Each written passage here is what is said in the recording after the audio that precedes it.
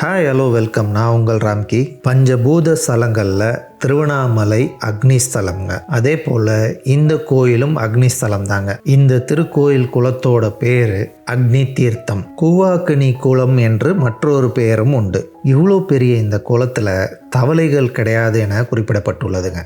இந்த குளத்தில் காலை நினைத்து தலையில் நீர் தெளித்து கொண்டு பிறகு கோயிலுக்கு செல்கிறார்கள் பக்தர்கள். நீங்கள் வரும்போது ஒரு சின்ன வாட்டர் பாட்டில் எடுத்துகிட்டு வந்தீங்கன்னா இந்த கோயிலோட தீர்த்தத்தை வீட்டுக்கு எடுத்துகிட்டு போய் தெளிக்கலாம். திருவள்ளூர் மாவட்டம் கூவம் என்ற ஊரில் உள்ள திரிபுராந்தகேஸ்வரர் திருக்கோயில் இன்னைக்கு வீடியோவில் பார்க்கலாம். 6ஆம் 7ஆம் நூற்றாண்டுகளில் திருவிற்கோலம் என்று இவ்வூர் அழைக்கப்பட்டது. கோயில் ராஜகோபுரத்துக்கு எதிர்க்க 16 கால் மண்டபம் பார்க்கலாங்க. கோயிலோட நுழைவாயில் பக்கத்திலேயே பெருமாள் கோயில் ஒன்று இருக்குங்க. பெருமாள் சன்னதிக்கு எதிர்க்க பக்த ஆஞ்சநேயர் நமக்கு காட்சி தராருங்க. அவருக்கு எதிர்க்க கரிய மாணிக்க பெருமாளுக்கு இங்க ஒரு தனி கோயில் அமைஞ்சிருக்குங்க. ஸ்ரீதேவி மற்றும் பூதேவியுடன் கரிய மாணிக்க பெருமாள் நின்ற கோலத்தில் நமக்கு காட்சி தராருங்க. அவருக்கு எதிர்க்க கருட பகவான் பார்க்கலாங்க. 5 அடுக்கு ராஜகோபுரம்ங்க. கோயிலுக்கு முன்னாடி பெரிய இடம் இருக்குது. நீங்கள் சொந்த வண்டியில் வந்தீங்கன்னா இங்கே பார்க்கிங்க்கு எந்த வித பிரச்சனையும் இல்லைங்க. நம்ம முன்னாடி பார்த்த குளம் இந்த கோயிலுக்கு வலதுபுறமாக இருக்குங்க. கொசஸ்தலை ஆறுலேருந்து கூவம் ஆறு இங்கு தாங்க உருவாகுது. அதனால கூவம் சிவன் கோயில் என்றும் அழைக்கப்படுகிறது. திருஞான சம்பந்தரால் தேவாரம் பாடல் பெற்ற ஸ்தலம், தொண்டை நாட்டு பாடல் பெற்ற தலம் நம்பர் 14. மூலவர் கருவறைக்கு எதிர்க்க நந்தி பகவான், கொடிமரம் மற்றும் பலிப்பீடம் பார்க்கலாங்க. அதே மாதிரி அம்மன் சன்னதிக்கு எதிர்க்கவும் கொடிமரம் மற்றும் பலிப்பீடம் பார்க்கலாங்க. போன வீடியோவில் தெய்வநாயகேஸ்வரர் திருக்கோயில் பார்த்தோம்லங்க. அந்த கோயிலோட ஸ்தல புராணமும் இந்த கோயிலோட ஸ்தல புராணமும் பல ஒற்றுமைகள் இருக்குங்க. அந்த கோயிலேருந்து சுமார் ஒரு 10 கிலோமீட்டர் தூரத்தில் தாங்க இந்த கோயில் அமைஞ்சிருக்கு. நம்ம சேனலில் அதிகமாக பார்க்கப்பட்ட கோயில்னா அது திருக்கழுக்குன்றம் திரிபுர சுந்தரி அம்மன் கோயில் தாங்க. இந்த கோயிலோட அம்மனை திரிபுர சுந்தரி அம்மன் என்றும் திரிபுராந்தக நாயகி என்றும் அழைக்கப்படுகிறார். அம்மன் நின்ற கோலத்தில் நமக்கு தனி சன்னதியில் காட்சி தராங்க. மூலக்கோயில் 6ஆம் 7ஆம் நூற்றாண்டில் பல்லவர்களால் கட்டப்பட்டதுங்க. பின்னர் ஆண்ட சோழ மன்னர்களும் பாண்டிய மன்னர்களும் விஜயநகர பேரரசு காலத்திலும் இக்கோயில் புதுப்பித்து விரிவாக்கப்பட்டது. மூலவர் சன்னதிக்கு பக்கத்தில் வலதுபுறமா நடராஜருக்கு தனி சன்னதி இருக்குங்க. ராஜ நடன கோலத்தில் அம்பாளுடன் திருமண கோலத்தில் நமக்கு காட்சி தராருங்க. அம்பாளுக்கு ஸ்ரீ சக்கர பிரதிஷ்டை செய்யப்பட்டுள்ளதால் திருமண தடை நீங்கும் என்பது இங்க உள்ள ஒரு நம்பிக்கைங்க. அத்திவரதர் கோயில் தங்கபலி மாதிரி இந்த கருவறை தலத்திலையும் ஒரு தங்கபலி இருக்குங்க. கருவறைக்கு பக்கத்தில் இருக்கிற இந்த உற்சவ மூர்த்திகளுக்கு நடுவில் வெள்ளேந்திய சிவபெருமான் இருப்பதாக குறிப்பிடப்பட்டுள்ளதுங்க. 4வருக்கான சன்னதியும் உள்ளவே இருக்குங்க. போன கோயிலில் பார்த்த மாதிரி இந்த கோயிலோட மூலவரும் மணற்கல்லால் செய்யப்பட்ட லிங்கம் தாங்க. இவர் தீண்டா திருமேனி என்று அழைக்கப்படுகிறார். இங்கே இருக்கும் ஆவுடையார் லிங்கத்துக்கு மட்டுமே அபிஷேகம் நடைபெறுகிறது. பூஜைக்காக கூட இங்கே இருக்கிற மூலவரை அர்ச்சகர்கள் தொடமாட்டாங்க. ஆடை அணிவிப்பதாக இருந்தாலும் சரி, மாலை அணிவிப்பதாக இருந்தாலும் சரி, ஒரு குச்சியின் உதவியால் தான் அதை செய்கிறார்கள். அதனால தான் இவரை தீண்டா திருமேனி என்று அழைக்கிறார்கள். கருவறைக்கு எதிர்க்க நந்தி பகவான் மற்றும் பலிப்பீடம் மற்றும் துவார பாலகர்கள் பார்க்கலாங்க. இந்த கோயிலோட மூலவர் திருவிற்கோலநாதர் என்றும் திரிபுராந்தகேசவர் என்றும் அழைக்கப்படுகிறார். மழைக்காலங்களில் வெண்ணிறமாகவும் இயற்கை சீற்றங்கள் நடக்கும்போது சிவப்பு நிறமாக காட்சியளிக்கிறார். 2ஆம் ராஜேந்திரன், 1ஆம் குலோத்துங்கன், 2ஆம் ராஜராஜன், ஜடவர்ம சுந்தர பாண்டியன் மற்றும் விஜயநகர பேரரசு காலத்து கல்வெட்டுகள் எல்லாம் இக்கோயிலுக்கு அவர்கள் செய்த திருப்பணிகளையும் அவர்கள் இக்கோயிலுக்கு அளித்த நன்கொடையை பற்றிய விவரங்களையே குறிக்கிறது. நல்ல பெரிய கோயிலுங்க. இப்போ நம்ம சுற்றி வர்றது பார்த்திங்கன்னா கருவறைக்கு பக்கத்தில் இருக்கிற உட்பிரகாரம் தாங்க.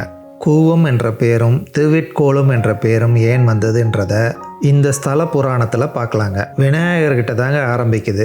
சில மாதங்களுக்கு முன்னாடி நம்ம அச்சரப்பாக்கத்தில் அட்சீஸ்வரர் திருக்கோயில் ஸ்தல வரலாறு பார்த்தோம்லங்க. அதுக்கும் இந்த கோயிலுக்கும் சம்பந்தம் இருக்குது.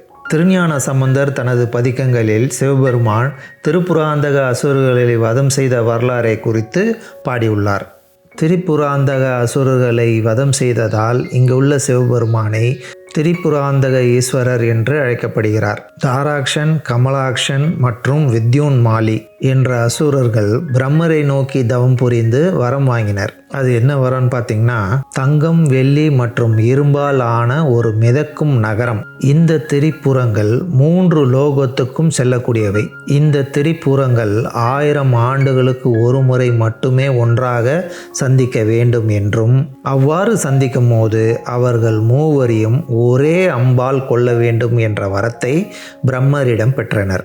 இவ்வாறு வரம் பெற்றதால் தங்களை யாரும் கொல்ல முடியாது என்ற நினைப்பில் தேவர்களை துன்புறுத்தி 3 லோகத்தையும் ஆண்டனர். தேவர்களெல்லாம் ஒன்று கூடி பிரம்மரிடமும் விஷ்ணு பகவானிடமும் முறையிட்டனர். பிரம்மரும் விஷ்ணுவும் கைலாயம் சென்று சிவபெருமானிடம் முறையிட்டனர்.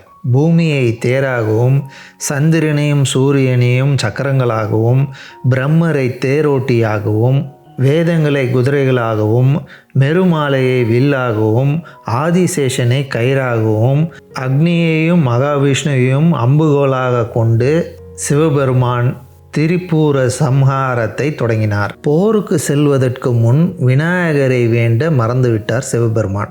அதன் விளைவாக சிவபெருமான் சென்ற தேரின் அச்சு முறிந்தது. அந்த நேரத்தில் சிவபெருமான் இங்கு தங்கியதால் இக்கோயில் அவிமுத்தம் என்று அழைக்கப்படுகிறது. விநாயகர் அச்சு முறித்ததால் இந்த இடம் குவர்க்கனார் என்றும் கூவரம் என்றும் அழைக்கப்படுகிறது. கூவரம் என்றால் அச்சு என்று அர்த்தம். அதுவே பின்னர் கூவம் என்று மாறியது. தந்தையே என்றாலும் விநாயகரை வேண்டாமல் எக்காரியமும் செய்யக்கூடாது என்பதற்கு இந்த கதை ஒரு உதாரணம்ங்க. தன் தவறை உணர்ந்து சிவபெருமான் மீண்டும் விநாயகரை வேண்டி தேரை சரி செய்து கொண்டு மீண்டும் போருக்கு புறப்பட்டார். போருக்கு வில்லேந்திய கோலத்தில் சிவபெருமான் நின்றதால் சிவபெருமானுக்கு திருவிட்கோலநாதர் என்ற பெயரும், இச்சலத்திற்கு திருவிட்கோலம் என்ற பெயரும் வந்தது. சிவபெருமான் பார்த்தவுடன் திரிபுரங்கள் எரிந்து போனது. ஒரே அம்பால் 3 அசுரர்களையும் வீழ்த்தினார் சிவபெருமான். தாரகாசுரனும் வித்யுன்மாலியும் தாங்க நீங்கள் கருவறைக்கு பக்கத்தில் பார்த்த துவாரபாலகர்கள். கருவறையில் நீங்கள் பார்த்த சிவபெருமான் சுயம்பு மூர்த்தியாக நமக்கு அருள்பாலிக்கிறார். இந்த கோயிலோட குளம் அக்னி தீர்த்தத்தில் தவளைகள் இல்லைன்னு நான் சொன்னேன்லங்க.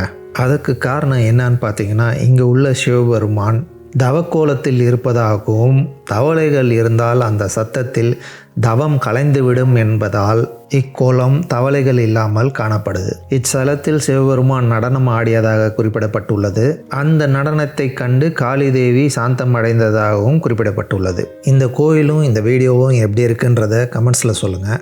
இந்த மாதிரி புராதன கோயில்கள், பாடல் பெற்ற தலங்கள் மற்றும் திவ்ய தேச கோயில்கள் எல்லாம் உங்கள் நண்பர்களுக்கு பிடித்திருந்தால் அவர்களுக்கு இந்த வீடியோவை ஷேர் பண்ணுங்கள். நான் இதுக்கு முன்னாடி அப்லோட் பண்ண வீடியோஸ் எல்லாம் பார்க்காதவங்க இந்த சேனலோட பிளேலிஸ்ட் டிஸ்கிரிப்ஷனில் கொடுத்துருக்கேன். அதை யூஸ் பண்ணி அந்த வீடியோஸ் எல்லாம் கூட பாருங்கள். உங்களுக்கு இந்த வீடியோ பிடிச்சிருந்தா லைக் பண்ணுங்கள். இது வரைக்கும் இந்த சேனலுக்கு சப்ஸ்கிரைப் பண்ணலன்னா சப்ஸ்கிரைப் பண்ணுங்கள். அடுத்து இதே மாதிரி ஒரு சூப்பர் வீடியோவில் மீண்டும் சந்திப்போம். தேங்க்யூ, பாய். 1942 வருடம் 8ஆம் மாதம் 21ஆம் தேதி ஜீவ சமாதி அடைந்த கழுகாசல சுவாமிகள் இங்கே நீங்கள் பார்க்கலாங்க.